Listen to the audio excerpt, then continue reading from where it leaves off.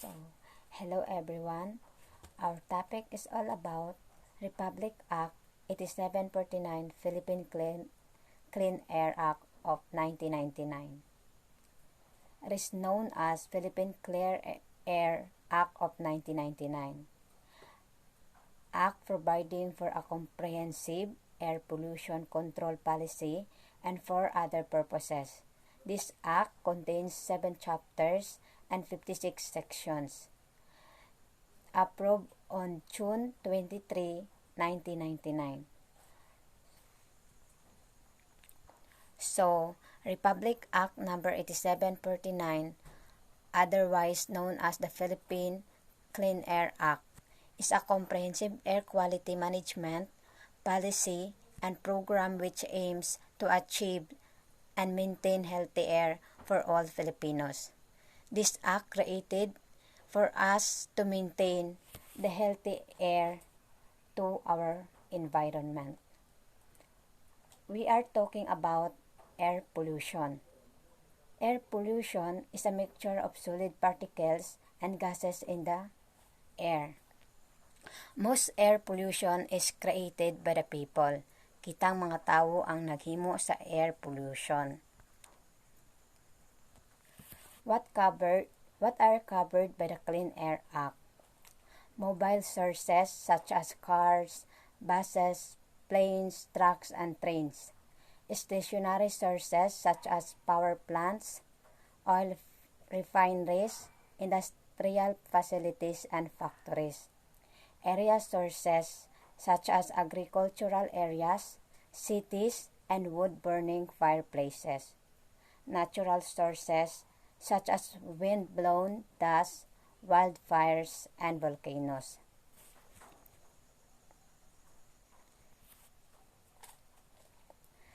The salient of this act: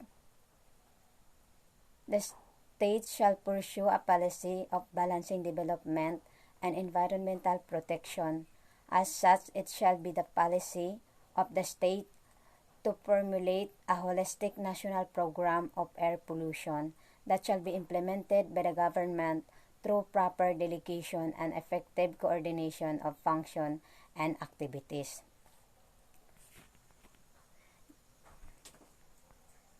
Next, encourage cooperation and self-employed regulation among citizens and industries through the application of incentives, market-based instruments.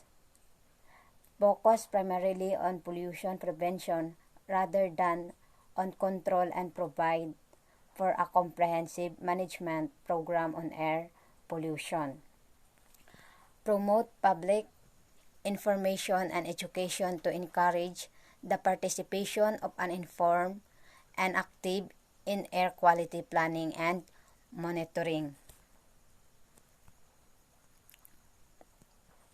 And formulate the enforce a system of accountability for short and long-term adverse environmental impact of a project, program, or activity. This shall include setting up of a funding or guarantee mechanism for clean-up and environmental rehabilitation and compensation for personal damages.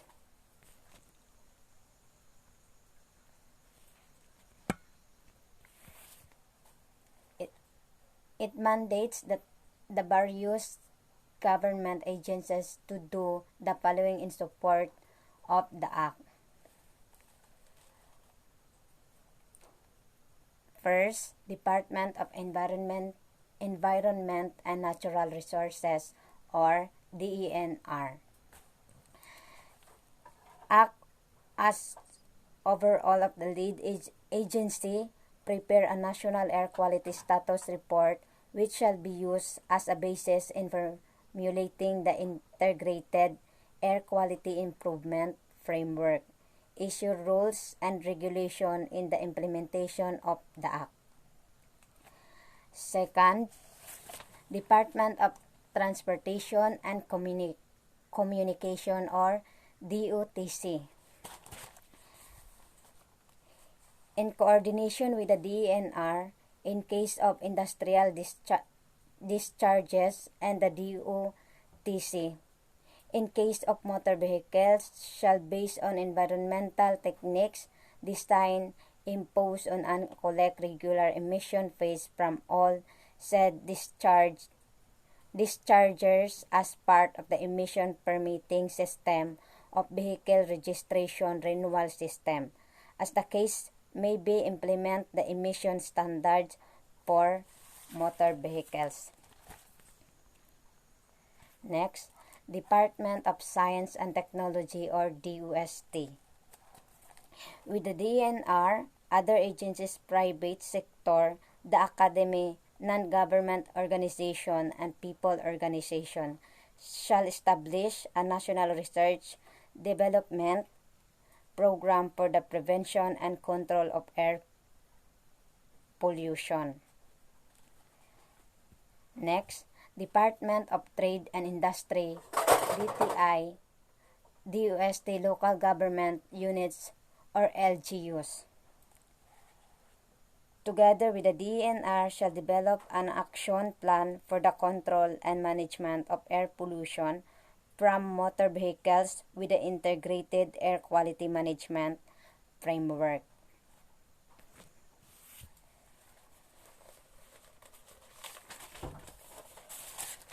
DOTC, DTI, and DNR shall establish the procedures for the inspection of motor vehicles and the testing of the emissions for the purpose of determining the concentration and rate of emission of pollutants discharged by the said sources.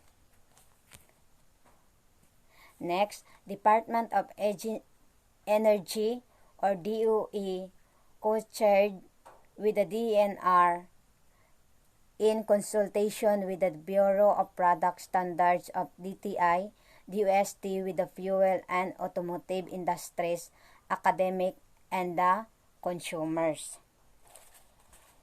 Shall set specification for all types of fuel and fuel-related product to improve fuel composition for increased efficiency and reduce emissions. Next, Philippine Atmospheric, Geophysical, and Astronomical Service Administration or PAGASA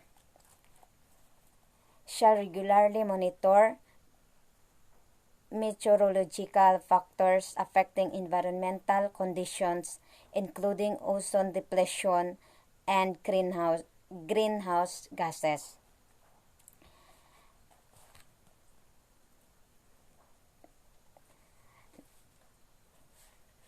Next, Philippine Nuclear Research Institute or PNRI.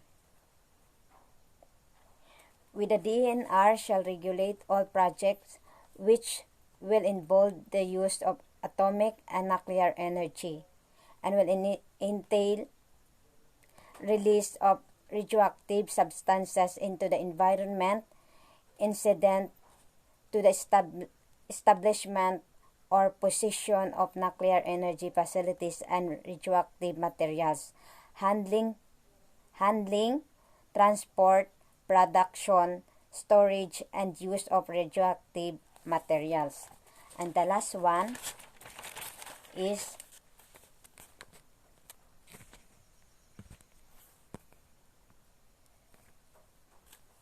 Department of Education or DepEd, Commission of Higher Education or CHED, Department of Interior and Local Governments or DILG, and the Philippine Information Agency or PIA shall encourage participation of the government agencies and the private sector, including NGOs, POs, academy, environmental groups, and other private entities in a multi-sectoral campaign.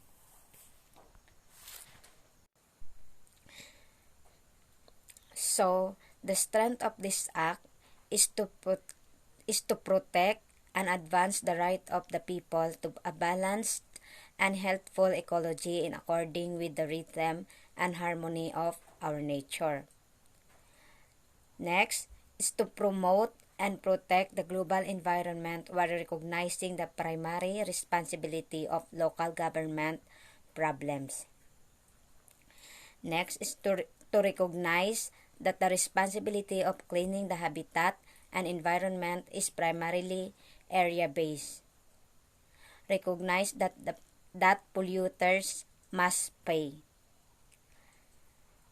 And the last one, to recognize that a clean and healthy environment is for the good of all and should therefore be the concern of all. Kay ang environment kita ra may namuyo o kita ra po'y nag-atiman, kita ra pod ang ma makuan ka bitaw mahaslan. So we must to concern with our environment para ra pod sa atua, para ra pod sa atong kamaayuhan. And the weakness of this act, there's no guarantee of the effectiveness of the act in the Philippines due to the undisciplinary acts of the Filipinos. Kay mga gahig ulo kada bitaw mo dili mo patuo sa mga kabitang sa mga law.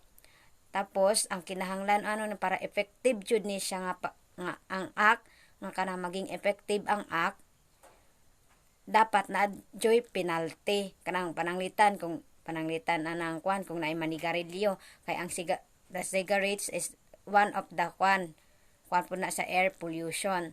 Manigarilyo kung naay makita dapat penaltihan jud ana, dapat kung naay makita nga magkwan manigarilyo anang mga kwan mga daghag tawo ana.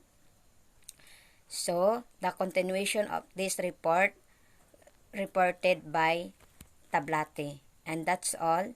Thank you.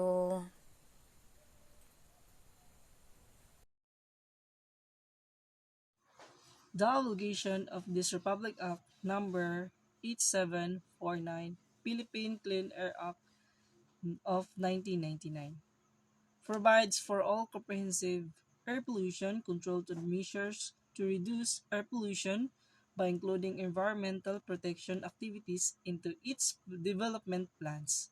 It has adopted the polluter's pay principle and other market-based instruments to promote self-regulation among the population. Emission standards are set for all motor vehicles and had issued pollutant limitation among industries.